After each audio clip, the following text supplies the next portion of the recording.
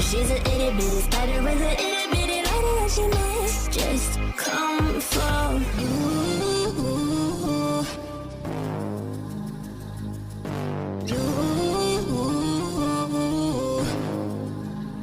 She's a snake crawling, creeping on the floor. If you give her time of day, baby, that's your first mistake. She will swallow you whole for you know. Yep, that's my intro. You guys already seen the premiere. I was already set to drop on Wednesday, and then here we are on Tuesday.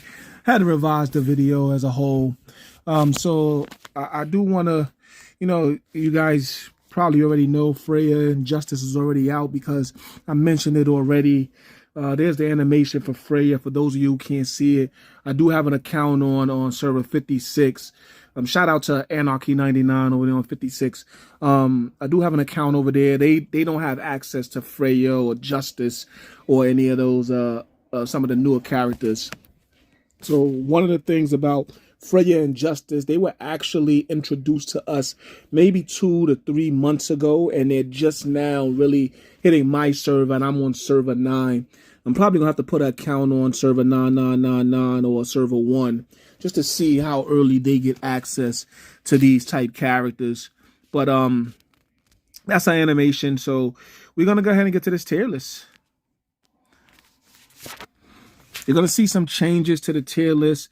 One of the things I want to mention is, because I didn't put her in my last tier list, is Jelina. She's ranked pretty low. There really just isn't a lot that's exciting about her. One of the things you might notice is she's wearing clothes, the earlier version of Jelina. She didn't have any clothes on. To me, I thought she was like one of the sexiest werewolves, or even one of the sexiest monsters on the game. But she now they put clothes on her. They did it to her, but they didn't do it to the other one that's like her. What's her name? Mira. And I'm guessing because there's no movement with Mira, so they didn't put clothes on her. So I'm guessing with because of the movements of Jelina, they maybe decided to dress her up a little bit more. Just to go over her skills real quick.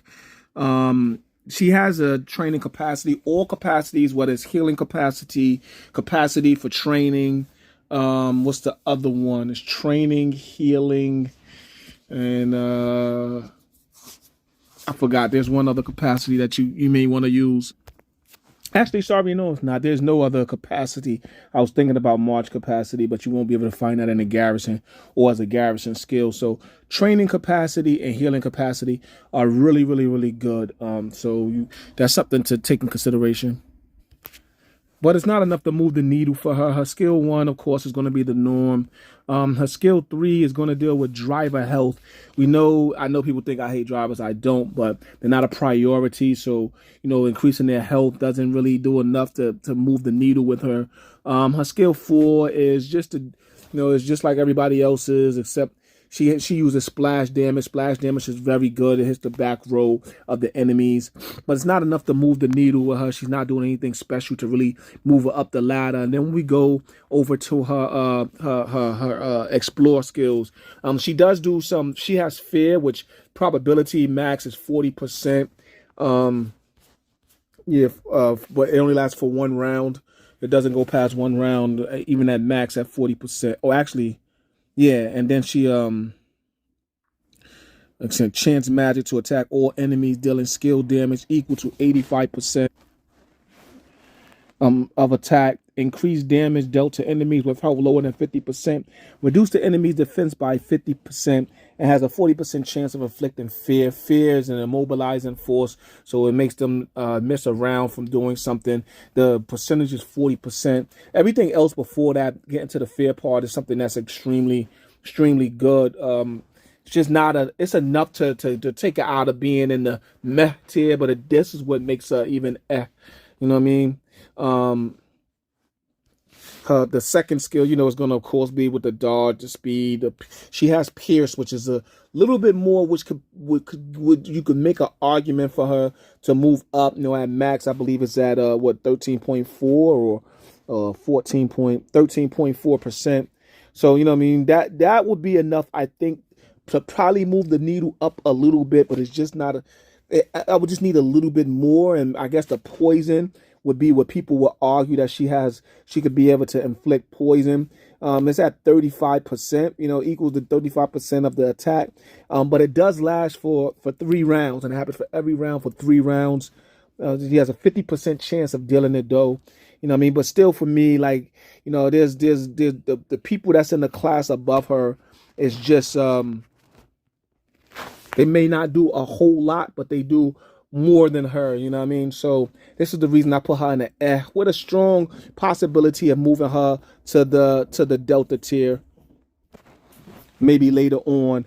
I did also move out of the Meh tier to the F tier. Margarita, Orson, Keslov, and Meryl. Primarily because these heroes, along with Jaina, I do have to put a few more there also. I'm surprised I didn't already do it. I'll actually do it now.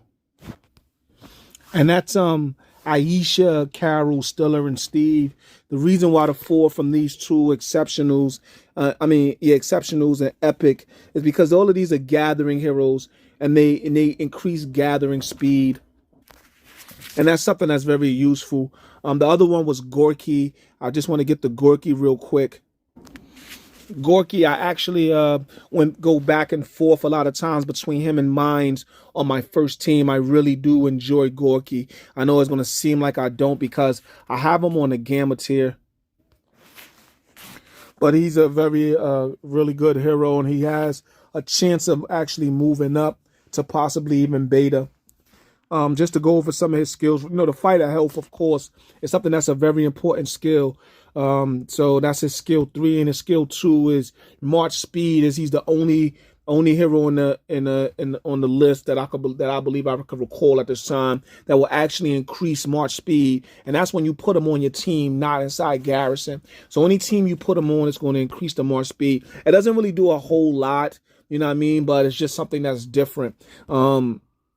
Skill 1 is just as the basic skill 1, and then his skill 4, which is going to be the fact that he the traditional fighters, the amount of stuff they do to the shooters, and then he adds pounce, which is a beneficial skill. But then when you go to his explore, he has this thing where when dealing damage, he gains a shield. This is whenever he deals damage. He gains a shield equal to 50% of damage for 1 round. So like this shield, is just very beneficial.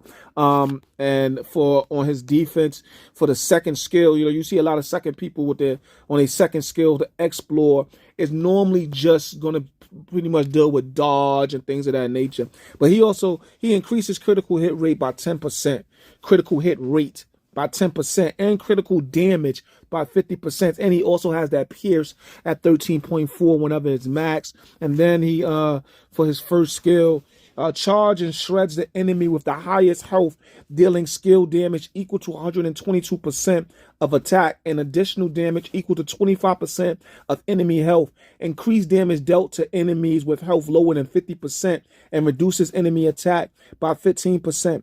So this is 2 separate things, and they become important. I'm gonna show you something that's gonna give you guys a little glimpse into another topic that I'm gonna be talking about at a later time in one of my videos, and that's dealing with the training.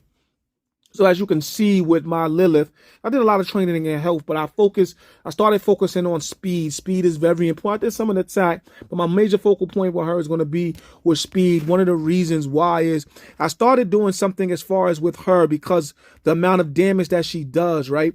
So if you don't know about the formations, when you put the formations and you put certain people in certain spots, one of the things I'll do a lot of times is I'll put Lilith in that middle spot. And the reason I put in that middle spot, because that middle spot is one of their last places to do attack. But when you increase the hero's speed, this hero can actually attack faster. So you'll notice Lilith will be the first person to attack. If you notice, let's do this one more time, back it up real quick. If you notice, she's the first person to attack. This is because I increased her speed and she's in the middle spot. The reason why that's important is because after her attack, she gains the mana. Her mana is filled. So then when she gets a chance to go again, and based on her speed, she'll be doing that quickly, she will automatically go into using her her special. You see what I'm saying? So this is one of the reasons why it's so important. And why that's relevant in regards to talking about Gorky is because with Gorky's skill, what he does is he attacks that back row. He attacks the person with the highest, with the, what? Hold on. Oh. He attacks the charge and shreds the enemy with the highest health. Now, normally that's going to be somebody that's in the back row because they attack later in the matchup. Not only that, but if you're facing a team with vampires, the person that's normally going to be hit first the majority of the times is going to be Mines because he draws attacks to him. He draws the attacks to him and he takes a lot of damage, and then he heals himself and takes more damage. So the other team, plenty of the times, are going to be all focusing on just attacking Mines, allowing the other people to attack and gain mana. So when you have a person like Lilith, who I sped up her attack, now she gets the mana, she gets the attack. A person like Gorky becomes extremely important because, as it says, he charges and shred the enemy with the highest health. So this is going to be who more than likely someone in that back row. Someone who's going to be waiting to be targeted. And a lot of times in the back row, you're going to find Kane back there. You're going to find Ace back there. And you're going to find Lilith back there. Those are the people that's normally going to be in the back row. In the front row, the majority of the time, the very first person in the top left is going to be Mines. The second person is most time is going to be Vicky or Alexia, most of the time. So this ability by Gorky is important. Not only that, but the back row start being attacked last, so they normally have the highest health. And then again, if that health is below 50%, and Gorky is going to have the highest health, he's going to go straight to someone in that back row. And if their health is below 50%, he's going to do like super amount of damage. This makes him very dangerous inside of this area. So like once again, I told you about the shield. So like this just brought up a lot of stuff with Gorky that made him very important. He has pounce. So like this is the reason why he's higher up than you will see a Jelina or some of the other ones. We're gonna go ahead and go over Freya. Freya, she made it to the beta list. Freya happens to be one of those driver heroes who, when I talk about putting a driver on my main team, she makes the list along with Minsky and Alexia. And the difference is Alexia, she may make the list because of her increase of the march size, and Minsky because of the various things he does. But what she does is she adds that extra bonus damage against the fighters, and it's 15% when it's max. And I'm really just interested in seeing how effective that skill is going to be, because she already has driver attack increase. So to add that extra damage against fighters, and on top of the fourth skill, the one thing about drivers that they do is they have the extra attack damage already. Deal damage to the enemy equal to 98% of this hero's troop attack. If the target is a fighter, additionally increases the troop attack by 22. That's a standard ability that almost all that every driver that I know so far has. And then she has immunity, which is one of my favorite traits. So it's going to be interesting to see if I put her on my first team, how effective she's going to be. When it comes to her explore, she has she connects with nature and channels the magic to attack all enemies. So that's AoE damage, dealing skill damage equal to 60% of attack with 35% more damage to the target whose health is below 50%. Reduces enemies received healing effect by 55% for 3 rounds. All allies restored health equal to 30% of attack for 2 rounds. Grants all allies life bond and reduces their damage taken by 10% for 2 rounds. So like, I mean, I don't have to emphasize to you why it's just insane. Yeah, so Freya, man, I'm a big fan of hers. I'm not going to lie. As a driver, I know everyone thinks I hate drivers, but I really don't. And I'm a big fan of hers. You know, the Pierce, that other move, man. In exploration, she's just going to be a real big problem. I have her where I have her ranked right now. which is at beta. I do have one question concerning her. I'm just wondering if she's going to take generic shards or not. That's the question that we're going to need to answer for her. But I'm not opposed to increasing the alpha. I got to run some tests on her.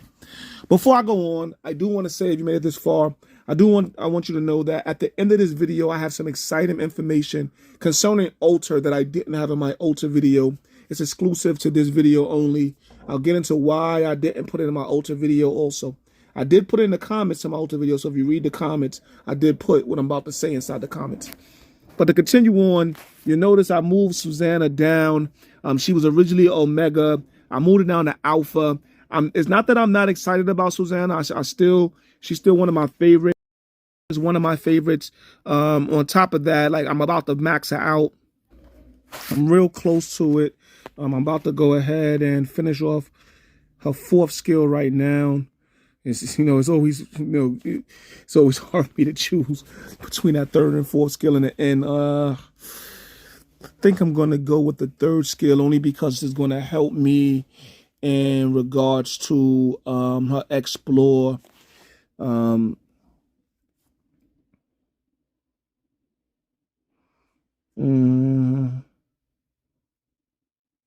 gonna go. Oh man, it's rough. Fighter health. Right now, she's on my 1st team, so yeah, I'm gonna go with that. Wow, 1st team again. You still got to look at that immunity. It's gonna go up to 2 rounds. It's a rough one, but I'm gonna go. We'll finish this one off now. Hopefully Friday we'll have her maxed. Like I said, she's still one of my faves. She's on my 1st team. However, I had to compare her to all of the other Omegas. And, we have Layla, we have Jeff, Leadrin, Whip. Added to this team is Latio and Justice. One thing about Justice is the alpha hero in the game. There's no hero better than Justice. We'll get to him in a moment. We'll go over Latio briefly because I did a deep dive into Latio. So I won't go too big into him. But we already know about his ability to transfer into the wolf and do the damage that he's going to do. Mainly, one of the things that rank a person high on the list is having a extra skill.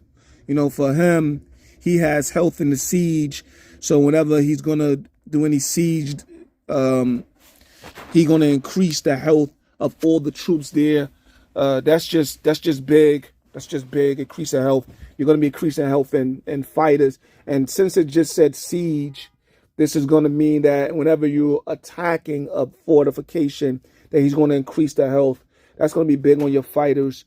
So, something like that on top of having shooter attack increase. He's working on basically 2 troops at the same time. 3 if you're adding the drivers. But adding health to both the fighters and the shooters is just something just insane, especially when dealing with siege. I'm going to work on him as soon as I get a chance. We do need to go over this new hero. Justice, man. Justice is the alpha hero of the game. There's none better. He's going to be one of the next ones that every single generic shard will be going towards maxing him out. I mean, he's a fighter attack hero, which is even more beautiful. And then he has the enemy shooters damage to our fighters.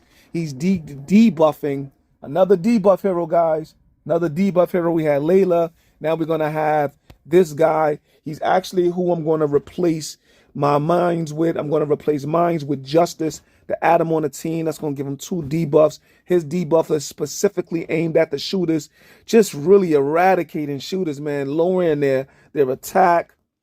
He's going to be lowering their attack, increasing the attack of the fighters. You add him, I'm telling you, man, I got a team in mind. Hopefully, I'm going to build them up. They're just going to be something that's just unstoppable. Skill 1 is the normal. Skill 2 is going to be the fighter attack. Skill 3 is going to be the debuff. 15% shooter damage to our fighters. The skill 4, once you get it to 8, you start unlocking the bonus, which is after releasing the skill, increasing the defense of the hero's troops by 50%. Getting into the Explore, man, like this guy, Explore is just even crazy. At the beginning of the battle, instantly gains an icy shield that can absorb damage equal to 30% of his max health for 2 rounds. At the breaking of this ice shield, has a 20% chance to freeze every enemy respectively. That's just did you hear that, man? Like, you know what I mean? I mean, even though it's 20%, that's 1 in every 5 times he's gonna freeze every single hero. Like, you know what I mean? Like, that's just crazy, man. That's just crazy. That's in his explore. You know what I mean? Not to mention his PvP stuff is just insane by itself. Increased damage 36.4% health by 10% and protection by 5%. That's more defense. He's going to increase his defense. He's going to increase his health. And he's going to achieve protection, which is like an added shield, which is against. Normally, that would normally mean they didn't define it, but I'm expecting that mean against piercing damage.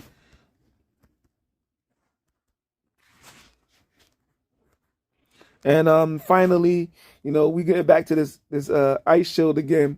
Use magic to grant self an ice shield that can absorb damage equal to 25% of his max health for 2 rounds, channeling the magic of ice from the shield to attack an enemy in front row, dealing skill damage equal to 122% of attack and increasing target damage taken by 15% for 2 rounds.